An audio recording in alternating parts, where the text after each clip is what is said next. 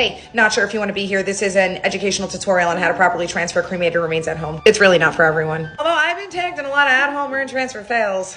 And although we can't go back in time, I just feel like this video could help one person from any future traumas. Spare you some vacuuming. First things first, if you don't know what cremated remains look like, this is what they look like. If you found yourself concerned, this is nobody's grandma. Animal.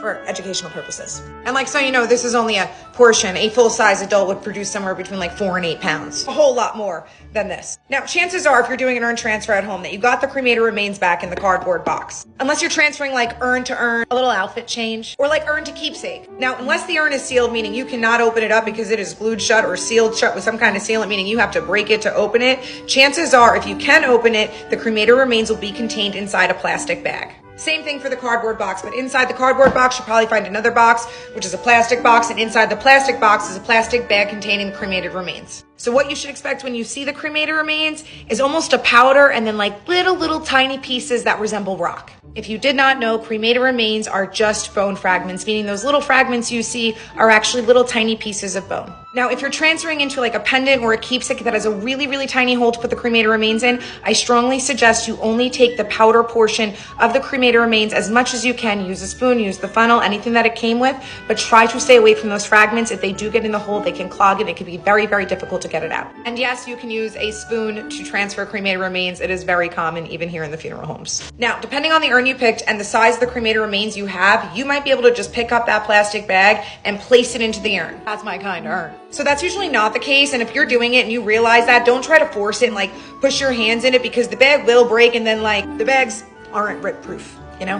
Anyway, if you decide like you don't want to keep them in the bag and you prefer to like pour them in, which I would only suggest you do if you are going to bury them or you are going to seal that urn. Accidents can happen, you know? Although I would suggest cutting the corner of the bag almost like a pastry bag. That way you can control the amount of flow that's coming out and doing it that way. Trust me. Now, if you do want to keep them in the bag, which is what I would suggest, just, you know, so there is no accidents, but even so, if you want to like do a keepsake, do something later, scatter them at a later date, like you never know, this is how you do it. Take this urn here, for example, right? When you open it up, it looks like the bag would just fit, but I'm telling you, it won't. It comes out. It's a lot smaller than you think. So take the urn, you place it on a level surface, and then you get a plastic bag, and you take your plastic bag, place it inside the urn. I kind of like to really make sure it's in there. I take any excess, I hang it off the urn. That way it will catch any cremated remains that might fall to the side. Also, it keeps the urn clean. Some of them have like felt and stuff on it, and you just don't want to get it dirty.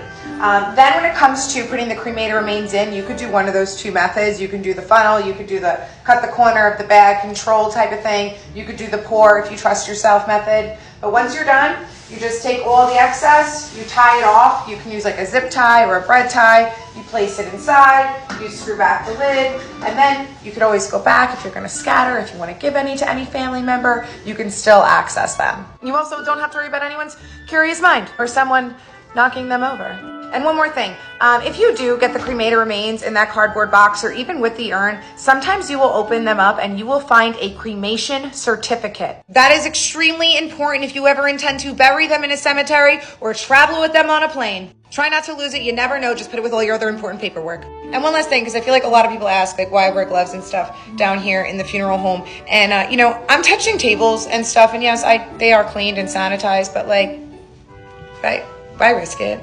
And one last thing, wear gloves when you're going to do that.